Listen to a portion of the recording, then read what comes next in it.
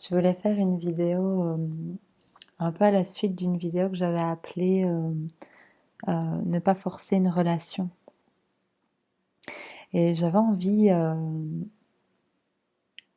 parler aux personnes pour qui ça va résonner quand on est à l'intérieur de nous dans un débat intérieur où il semble y avoir l'appel d'une fin ou d'un mouvement ou d'une transformation dans la relation. Et qu'on entend un truc du genre de la part de la tête qui nous dit mais t'es vraiment un grand débile ou t'es complètement dingue, tu vas tellement y perdre, enfin tu vas tellement te faire arnaquer en fait à te barrer, à partir, à changer, à prendre ce mouvement en corps et en main. Et, euh, et moi j'aimerais vraiment poser une question, c'est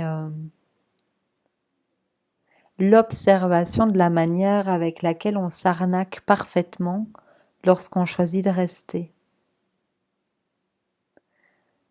Et je parle bien de toutes ces relations où on sent qu'on passe notre temps en permanence à essayer de rejoindre les deux bouts d'une corde qui est cassée. Cette sensation où il y a parfois on n'explique pas, mais on sent à l'intérieur que c'est fini et que c'est terminé, que c'est mort et qu'il y a vraiment un au-delà qui appelle, une autre manière qui appelle, une autre réalité qui appelle. Et la tête qui est tellement ignorante du futur, puisque si je te demande quelle va être ta prochaine pensée, eh bien, t'en as strictement aucune idée, en fait. On ne trouve pas nos prochaines pensées dans la tête. Donc, cette tête, elle ignore complètement les lignes de réalité qui attendent derrière le pas de la porte. Donc, en général, la tête va avoir tendance à nous inviter à nous arnaquer nous-mêmes, à rester là où c'est terminé, là où c'est fini, là où le mouvement nous invite d'être pris. Et dans cette phase de clarté et de sincérité avec soi-même, on peut à nouveau refaire un avec la vie. C'est-à-dire qu'on se reglisse dans quelque chose de beaucoup plus cocooning et aimant qui est une question que je nous invite souvent à respirer, mais qui est, et si c'est l'amour qui a fait cette craquelure, si c'est l'amour qui fait émerger dans mon corps et dans mes ressentis, le 1-1 c'est terminé. Parce que la tête qui ignore, elle va évidemment tout faire pour maintenir le connu. Et cette partie qui s'arnaque soi-même, comment elle fait? Elle prend en fait, elle s'attache à des, à des points d'idéal qui vont être représentés dans la personne en face ou dans les circonstances en face. C'est-à-dire que c'est quelque chose qu'on porte tellement en nous-mêmes qu'on va, entre guillemets, manifester d'autres personnes qui les incarnent. Et donc, pour pouvoir être ça en leur présence, ben, on aurait tendance à l'extension, de étendre, de faire ouais, d'étendre le fait de vouloir rester là avec eux dans cette situation. Mais en fait, cette personne, c'est juste une réactivation en nous-mêmes de ce que nous sommes. Et lorsque nous sommes revenus à cette assise et à cet axe central de ce que nous sommes vraiment, eh bien, on voit qu'il y a un mouvement.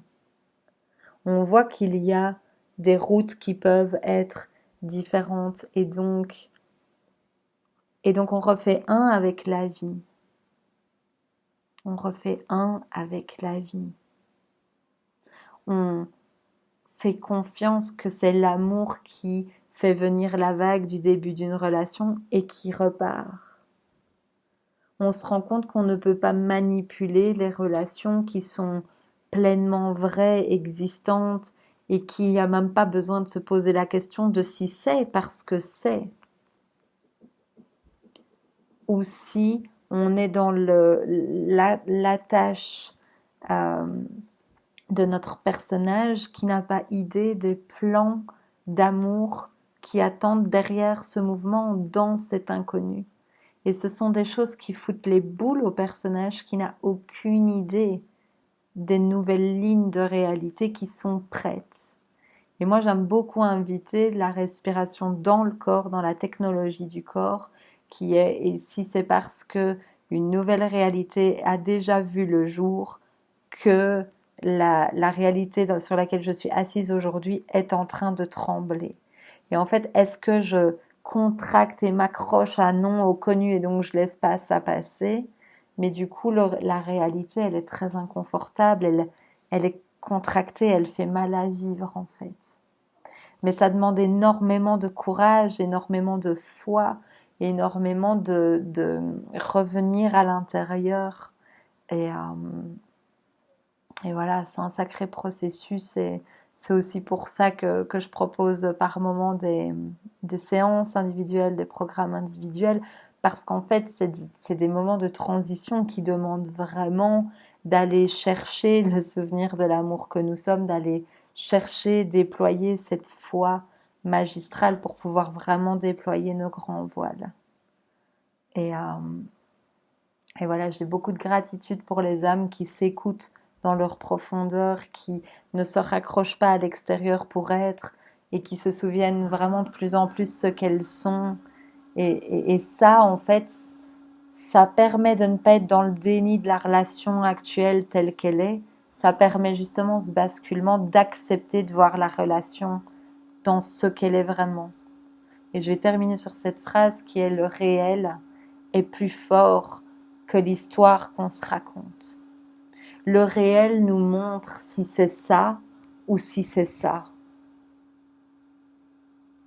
Et on n'est personne pour savoir si, en lâchant, on va pas se permettre d'être une nouvelle version qui va re-rencontrer à nouveau cette personne. On ne sait pas, ça seule la vie, la respiration nous fera vivre cela.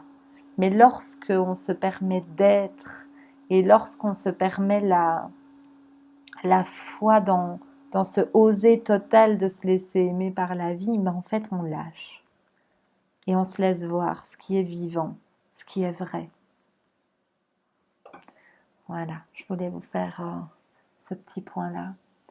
Puis je vous dis à bientôt, que ce soit dans les plongeons, que ce soit dans les rendez-vous individuels.